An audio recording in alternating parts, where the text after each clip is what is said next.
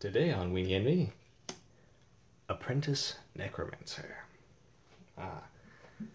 Those of you who may be going through Gatherer Search or looking up older cards to see effects, you might have seen an effect called Shallow Grave from Mirage. So 1/1 black, you took the topmost card of your graveyard, put it into play, you can attack with it, and then at end of turn you removed it from the game.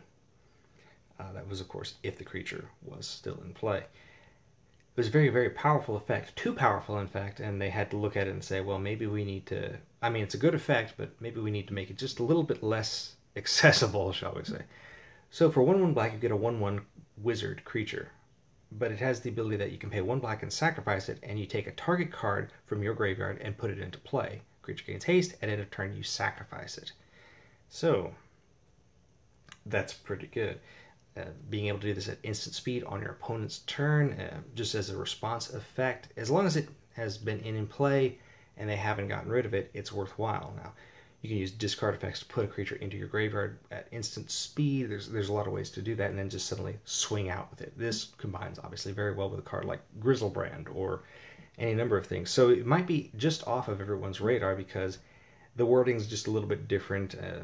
It's a creature that does this effect, whereas you might be looking up sorceries or instant speed. You might not think to look up a creature's ability to take something out of the graveyard, which is why it's the subject of today's Weenie Envy, Apprentice Necromancer. So you keep it in play, or you get it out, give it haste, or you just keep it in play with an empty graveyard and let them guess what you're going to try and pull out of it. But yeah, it's a really, really good effect. Really catches people off guard if they're not playing smart. Obviously, it's the type of a thing that they'd have to kill it to keep you from utilizing it, but they'd rather save the kill spell for the thing you're going to pull into play.